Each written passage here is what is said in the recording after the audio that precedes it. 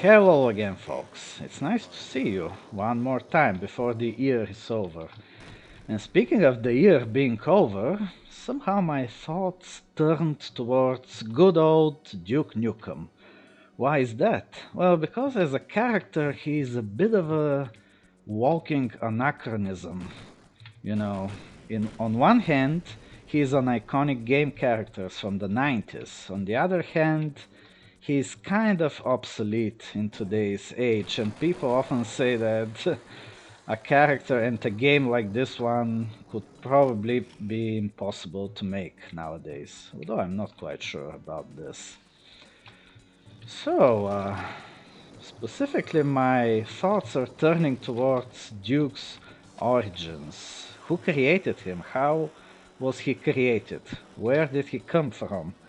That's what we're going to look at today. We're going to ask and answer just a second. Sorry about that. Three specific questions. And these are: who created Duke Nukem and gave him his name? What were his earliest adventures?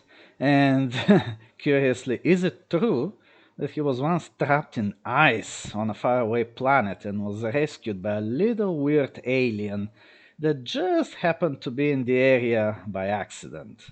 If you want to find the answers to these questions, well, keep watching and we'll see. So, as mentioned previously, Duke Nukem is a bit of an anachronism. He is an amalgamation of many action movie heroes, especially from B movies of the late 80s and early 90s.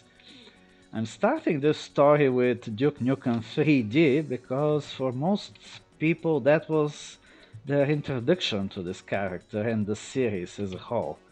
But have you asked yourself why it's called 3D? Well, besides the obvious answer that it's a first-person shooter, there are two more reasons. The first one being that it was the third game in the series. There were two more before it.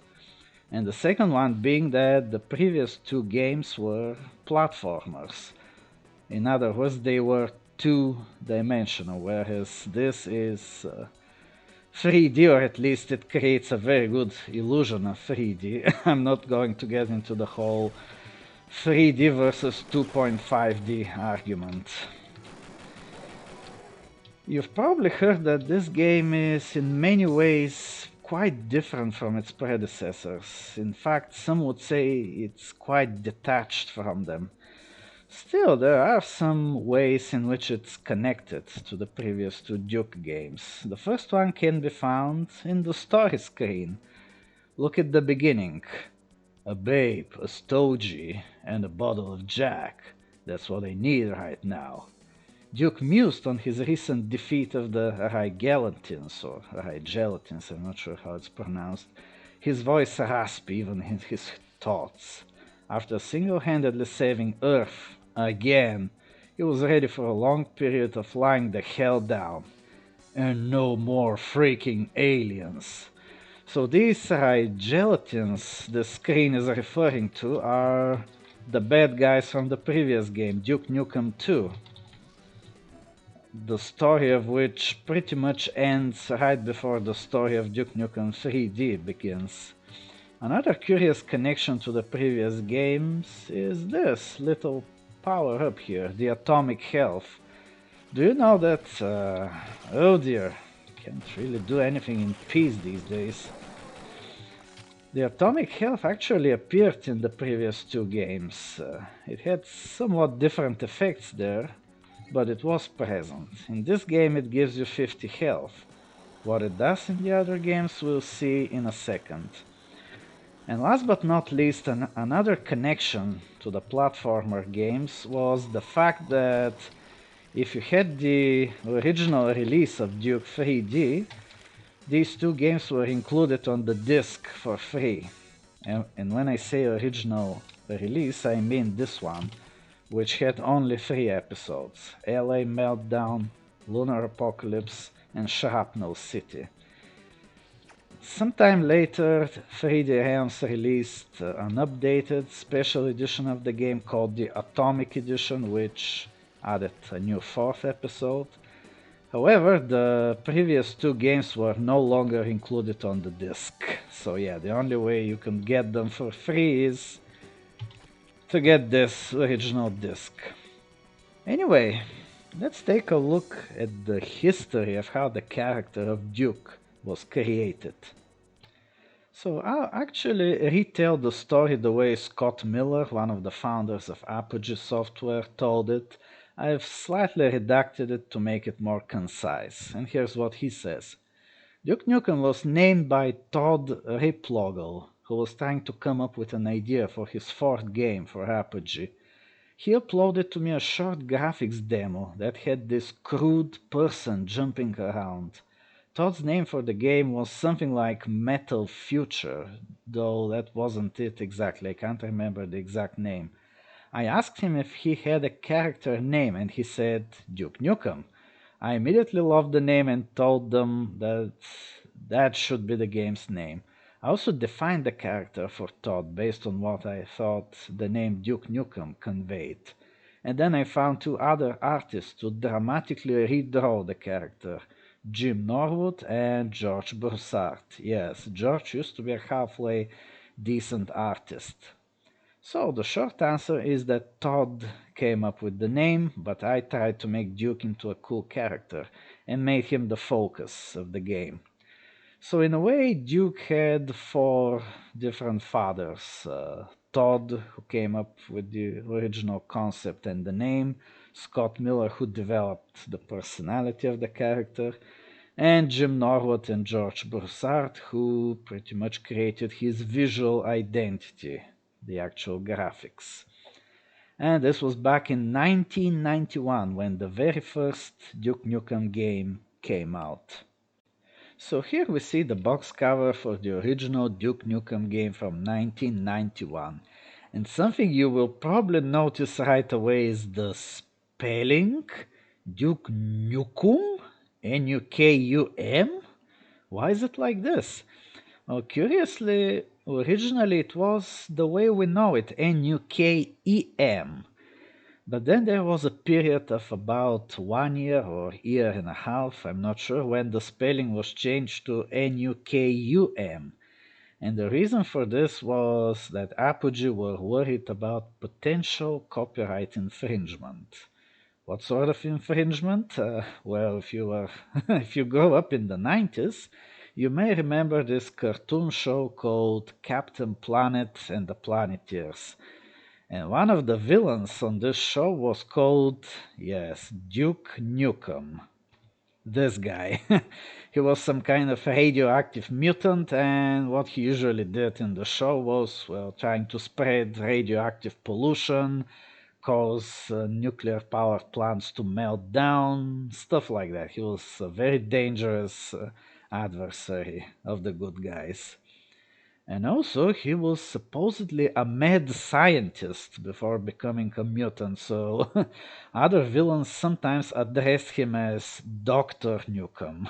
Yeah, I know how weird this sounds. So this Dr. Nukem was the reason they temporarily changed the name, to avoid the potential copyright infringement. However, it later turned out that the Duke Nukem cartoon character isn't actually copyrighted in any way, so the name was changed back to its original spelling, Nukem, just in time for the sequel. Nice.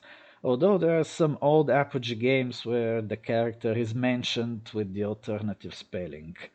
And yeah, it can be pretty surprising when you see it for the first time. I remember my first reaction was, wait, is this the Turkish version of the game? I don't know why I thought Turkish, maybe the word sounded that way to me. Yeah, so anyway, what kind of game is this? And here's the title screen. The first episode of the first Duke Nukem game. This is where it all began. And here we see the credits. Wait, I want to go back to the title screen. Notice something? The name of the episode? Shrapnel City. Ooh, this sounds so familiar somehow. Any idea where we heard this name before? Right, let's take a look at the story. The story of the first Duke Nukem game takes place in the distant future of 1997. Oh yeah, the game is from 91, so 97 was technically the future. So here we see the first mention of the villain, Dr. Proton, who used to be called Blunderwitz. Gee, I wonder why he changed his name. So he's some kind of evil, mad scientist, pretty typical villain who has seized control of a large city and is making plans to take over the world as a whole. That's not nice at all. And yeah, of course, he became evil after some radiation accident that altered his brain.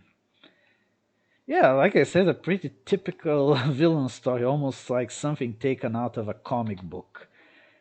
Enter Duke Nukem, the self-proclaimed hero, hired by the CIA to be Earth's final chance, and armed only with his nuclear pistol. Yeah, that's the only weapon you have in this game, by the way. There are some gun pickups, but all they do is make your pistol shoot a little faster, and that's all the weapon variety you're going to get. And here's the story of this specific episode. You'll be dropped into Dr. Proton's sieged city on top of a skyscraper. In a way, the start of Duke 3D mirrors this because it also begins with you dropping on a rooftop. And yeah, of course, obviously the goal of the game is to stop the evil doctor. Surprise, surprise. And then when you actually start, you get this intro, which also kind of looks like a comic book sort of thing. Just take a look. So, you're the pitiful hero they sent to stop me. I, Dr. Proton, will soon rule the world. You're wrong, Proton Breath. I'll be done with you and still have time to watch Oprah. Yeah, this original Duke Nukem wears a pink shirt and watches Oprah. I know it's a bit unusual, but you'll get used to it. And so it begins. Here we are. Our enemies are primarily the so-called tech bots, which are creations of Dr. Proton. And yeah, instead of aliens, you fight robots in this game. Another pretty unusual thing, I know. And here's how Duke looks like. As mentioned previously, this sprite was made by Jim Norwood and George Broussard. And here's our first kill, a little innocent robot. You collect soda to improve your health. Well, I don't need this right now. And cameras, yeah, the cameras from Duke 3D appear all the way here in this game, although you can't use them. You can just destroy them for points and to get a bonus at the end of the level. So as I said, Duke wears pink. However, he collects all sorts of masculine items for points, such as sport team flags, footballs, joysticks, and even a particularly masculine red balloon. Wow, the red balloon actually gives the highest amount of points in this game. Wow. And this here is the original atomic health, which is a very useful item because it fills your health to the maximum. So not surprisingly, it's usually pretty well hidden, so you have to hunt for it. And here's the setting. Even though this game uses only 16 colors, it still looks pretty nice, and these backgrounds are very detailed, very well made. Oh, that's the half-destroyed city that Dr. Proton has taken over. It creates a really nice atmosphere, especially with this night sky with all the stars, the Milky Way. I really like it. So as you go further into the game, you get a closer look at the ruined city, fight helicopters, even find treasure items which are basically Duke Nukem floppies. That's the game itself. You're playing the game and collecting discs containing the game. Wow, this is so weird in a way. You can find the letters D, U, K, and E. You get a bonus if you collect them in the right order. And generally keep moving forward in order to find Dr. Proton's evil underground lair. So you eventually reach this large hangar, or at least that's what I think it is. Oh, that's a gun power-up, and find this deep hole leading underground. I suppose that's the place from which Dr. Proton invaded the city. And that's where you really start getting close to his underground lair. Here you can actually meet the good doctor on the screen. I see you're still trying, Duke. Never mind. My robot drones will soon be the end of you. Yeah, there are several such screens towards the game where he taunts you and then watches you ominously while you walk. See how his head moves? Ooh, how creepy. Hey, stop looking at me. On this level you also find one of the first upgrades that Duke can receive, which is this blue shoe. What does the shoe do? It allows you to jump faster. I mean higher, sorry. And it's a permanent upgrade. Once you pick it up, it stays with you for the rest of the game. Oh, look, Duke can even do somersaults. Whee! Yeah, I always love this about this game. He can do it in the second game too, although less frequently. Come on, Duke, show us what you've got. Whee! And yeah, so you keep going towards more underground complexes. This in particular is called the, what was it, the Maze of Madness or something like that, because the whole level is one big maze and it can be pretty frustrating to navigate.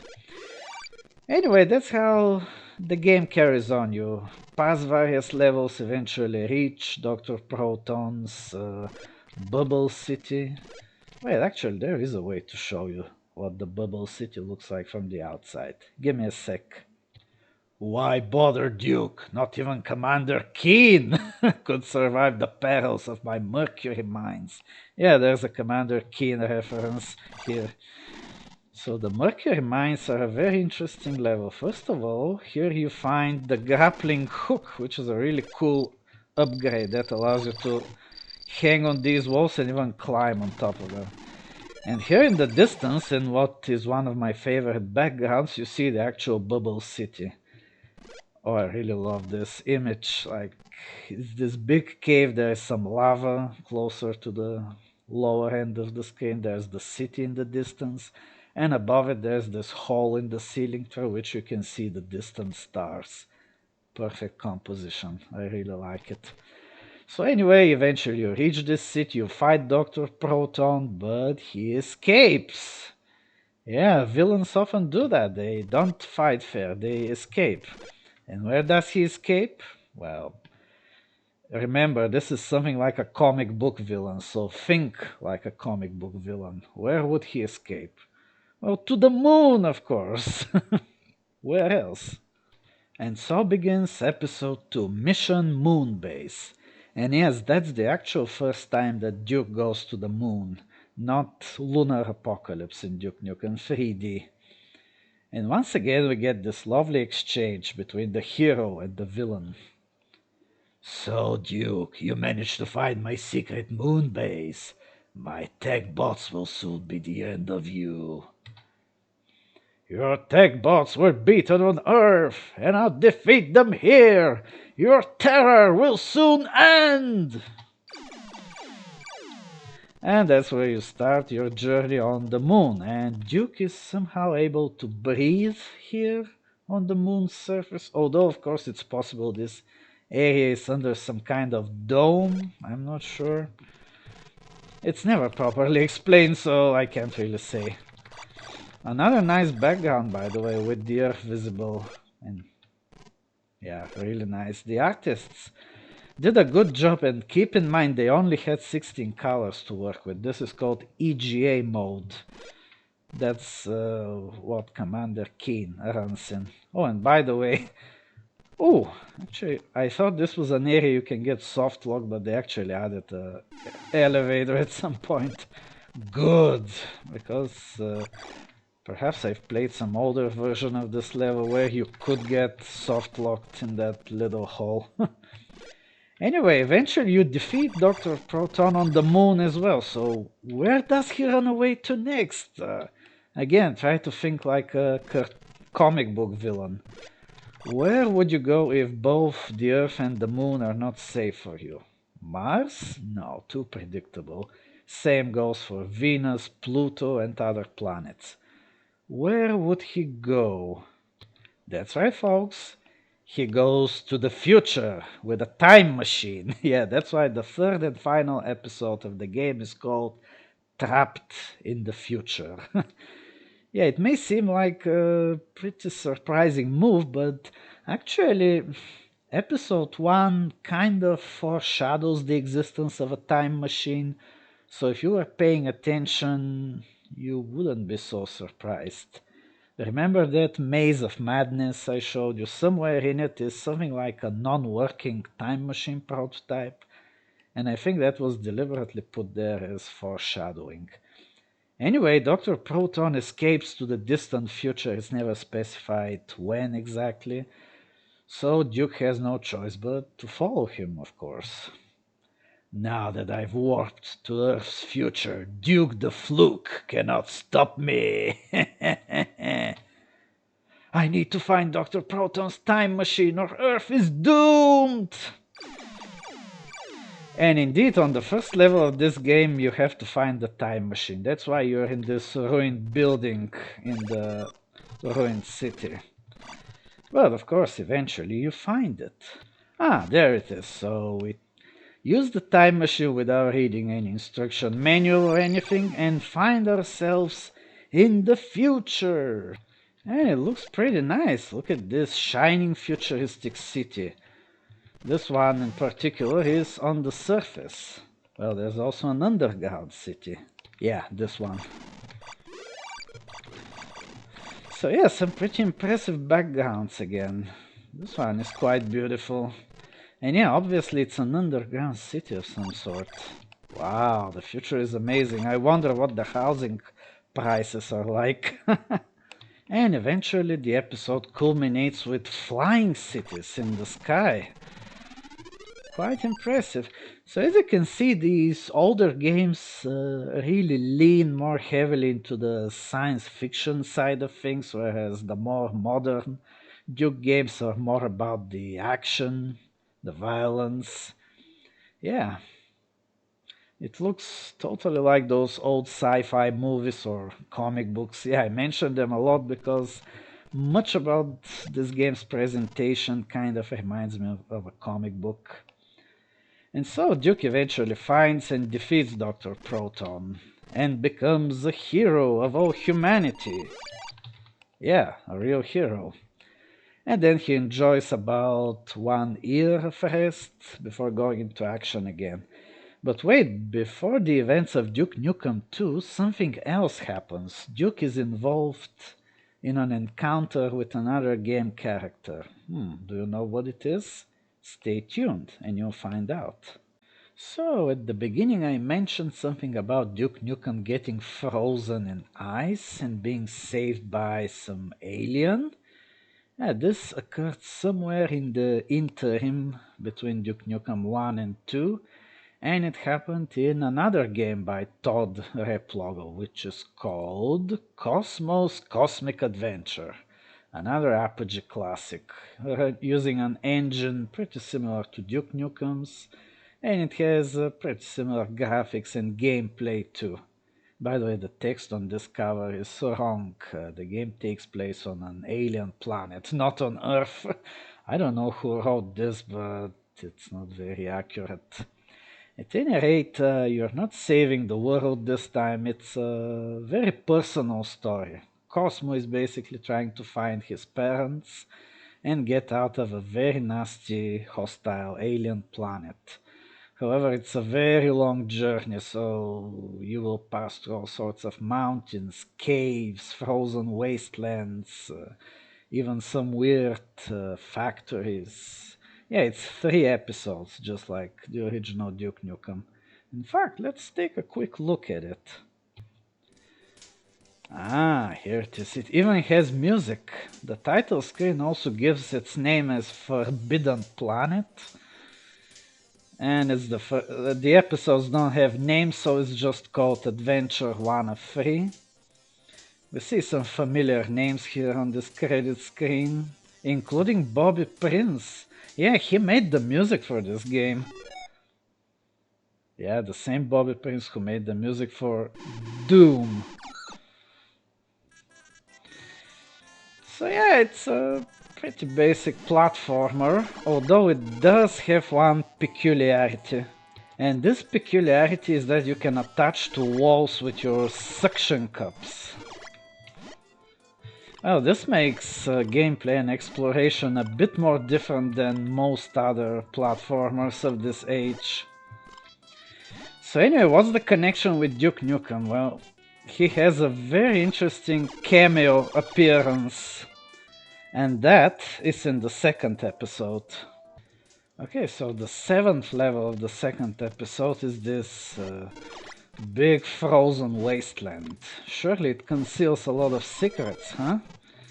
One of the secrets involves a Duke Nukem cameo, a very interesting one. Oh, just give me a few secs to get there. Okay, I think this is the place. You drop down here. Follow this hidden corridor. Oh, there it is. Do you see it? It's Duke Nukem in ice. Oh, wow. How did he end up here? Ooh. Is there something we can do to save him? Well, yes, you see this thing called bombs on my status bar? Yeah, Cosmo can drop bombs, and you can use these bombs to break Duke out of the ice. Like this.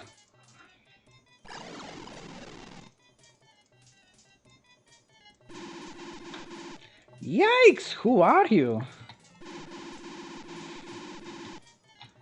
I'm Duke Nukem, green alien dude. Oh, look, he's not wearing a pink shirt anymore. And by the way, all jokes aside, the main reason he wore a pink shirt in the first game was simply because of the very limited color palette they had to work with. Remember, these games work in 16 color mode.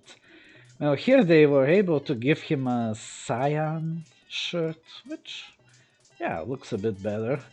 And he has a really weird grin.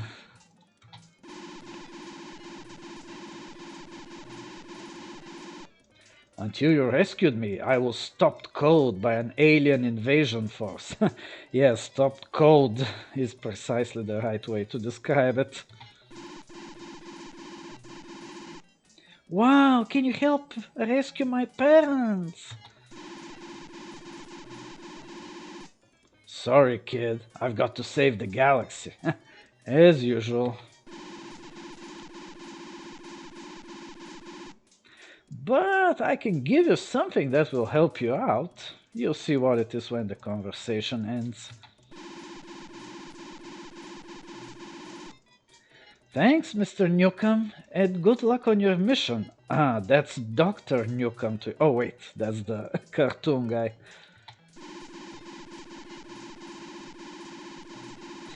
Just look for me in my next exciting adventure, Duke Nukem 2. Yeah, that's why I think this occurs between the two games, because Duke Nukem 2 is still in the future and this game still uses the alternative spelling KUM. Bye! See ya! And have those spots checked. Well, actually these are Cosmos natural spots, so no need. And he flies away, and that's the gift he gives you for rescuing him, a hamburger. A very rare and valuable item in this game because it increases your maximum health. Watch the health bar. So now if I find a health pickup, I can fill my health bar to 4 HP. Anyway, that was the cameo, and basically it gives us an idea what Duke was doing in between the two games. So now we've actually reached the point of the sequel, Duke Nukem 2. It came out in 1993, ooh, the same year as Doom. Here you can see the original box cover. At this point, Duke pretty much looks like his modern self. I think the only thing that's missing is the shades on his face. But yeah, he's quite recognizable. His personality is also much closer to his modern self, although with the twist. In this game, he's a bit of a vain guy. He's quite narcissistic in some ways. Perhaps it's because he got so famous after defeating Dr. Proton the previous year. But overall, it's mostly the good old Duke that we remember. Yeah, in fact, let's take a look at the intro for the game.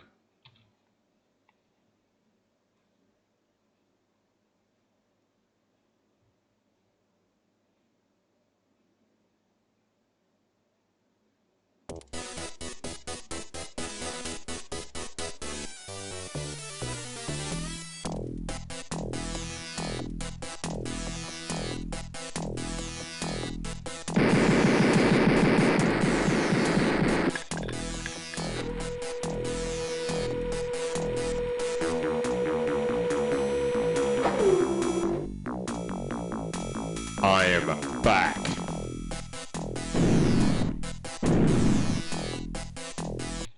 Okay, so that voice you heard, that's actually one of the Apogee people, Joe Siegler. Yeah, he has the honor of being the first to voice Duke Nukem, although he's still not the iconic John St. John voice that we know from Duke 3D and onwards. And here are the credits. Oh, guess what? The music is provided by Bobby Prince. Ah, nice. That's some quality work. And again, he uses some samples from famous songs. I can't remember all of them, but you probably recognize some of them. Let's take a look. So basically, the story is that Duke is, as usual, giving interviews because he's so famous now. And this book, by the way, appears in Duke Nukem Forever. In fact, you get a chance to sign it. And then he's abducted by aliens. Ooh. Because, of course, we're finally getting to fight aliens in this game. And then the aliens reveal their evil plan to him. They're going to suck his brainwaves and use them to conquer Earth. Wait a sec. Yeah, here's where Duke mentions that he became immortalized by defeating Dr. Proton last year. So this tells us that it's been 1 year since the events of the first game. Here the evil Ray Gelatin Overlord tells him about their plan to suck his brain. So yeah, that's pretty much the first mistake the aliens make. They assume Duke has something in his brain. And the second mistake, of course, is that they abduct him. Sometimes my mouth doesn't listen to me, and take him to their home planet, which in retrospect was a huge blunder. And Duke is trapped in a cell, but he happens to have a bomb in his tooth. Yeah, you heard that correctly. He has a little bomb in his molar. Probably to be used in case of abductions. Yeah, I said it correctly this time. And look, there's a gun locker just outside his cell, and that's the story. Pretty simplistic, but hey, it's a Duke Nukem game, so what did you expect? And here we see, we finally get some weapon variety. Beside the default gun setting, we get lasers, we get a flamethrower, which can actually be used as an improvised jetpack if you aim it downwards. It's really nice, and a rocket launcher. Controls. Here you can see this game's incarnation of the atomic health, which gives you just 1 unit of health. Yeah, it's kinda less useful than the other atomic healths. But hey, it's still something, and when you have full health, it just gives you 10,000 points. Yay! Oh, and here we see the Duke Nukem merchandise. Yeah, Duke is so vain, he enjoys amassing his own memorabilia. Collect them all! And yeah, this really emphasizes his narcissistic side in this game. We have shades, the game itself again, and I still think it's kind of weird to collect discs of the game while actually playing the game itself. Music CDs, VHS tapes, video game cartridge, which is a bit weird because this game was never released on any console I know of, and so on. And the most expensive item is, of course, the signed t shirt. And right above it, there's a Duke Nukem brand PC.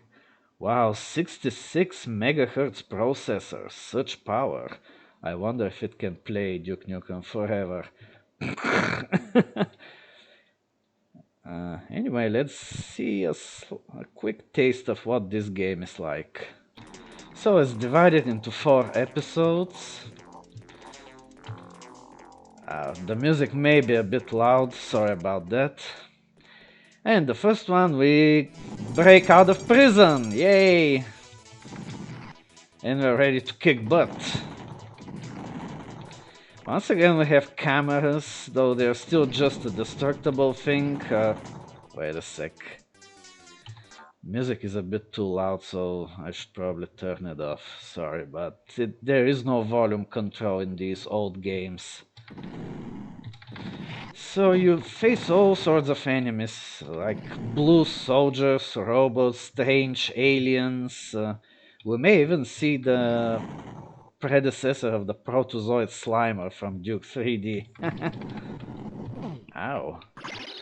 Aliens trying to grab you from behind the bars. Why am I so bad? So yeah, you get the idea. It's mostly a basic platformer shooter.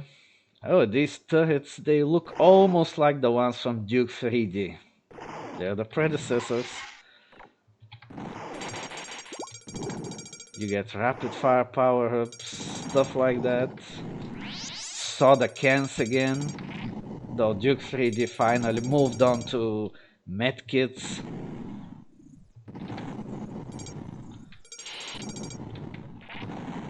So yeah, you move around and shoot stuff. It's nothing too complicated. I promised you the predecessor of the Protozoid Slimer. That's the thing.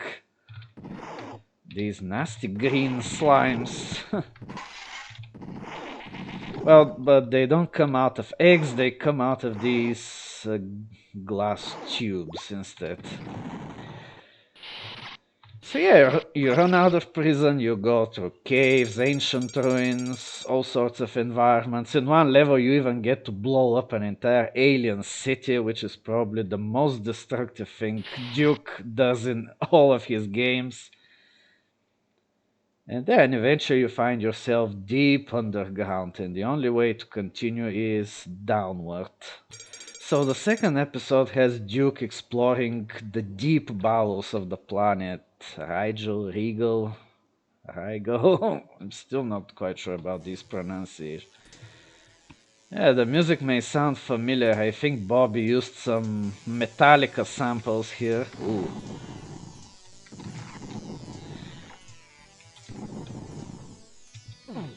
Ooh, flying high robots. This can be good.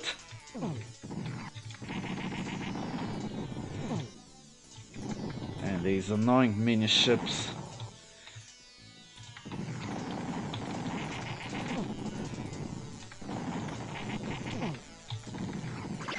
Damn, they're really trying to kill me this time. On this level you get to fly a ship even. And it's pretty cool. You can blast waves of enemies.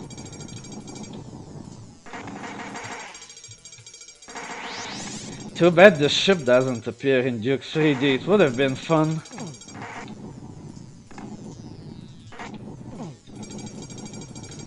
Yeah, you get the idea. Episode 3 begins in a live volcano because Duke decides that maybe if he jumps into a volcano, things will liven up, as he says. Yeah, that's exactly something Duke would say.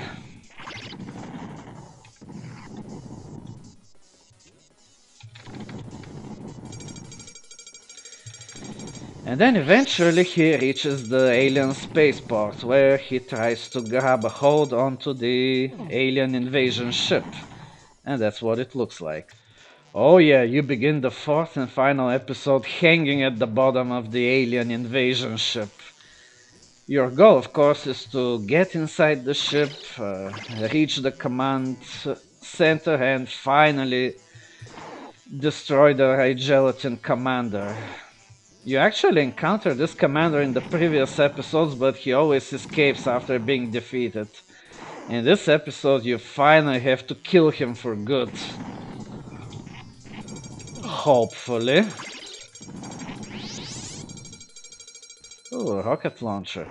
Yeah, these turrets cannot be killed with the default weapon. You need to find either a laser, a flamethrower, or rockets to get them.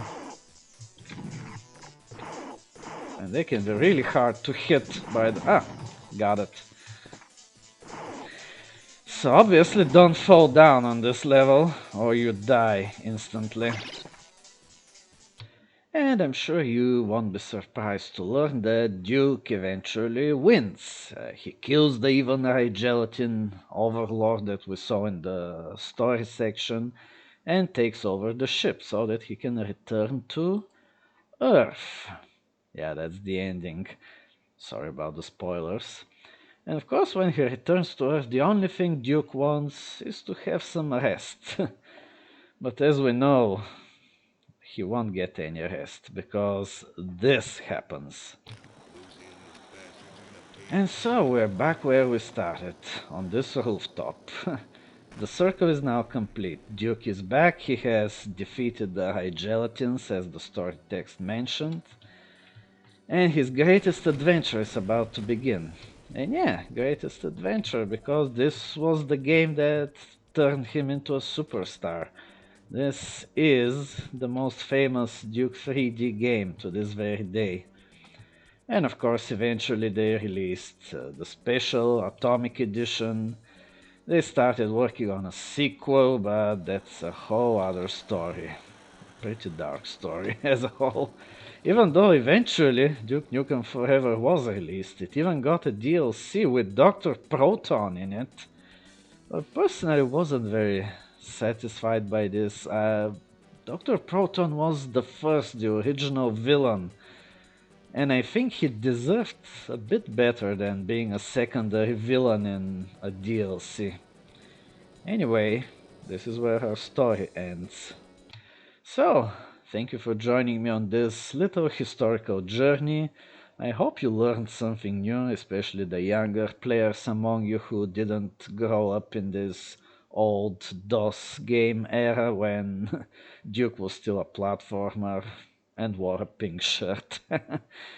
Anyway, folks, have a very, very happy greeting of the new year and be careful with the fireworks. You actually need fingers in order to play Duke or other games for that matter, so watch it, be reasonable.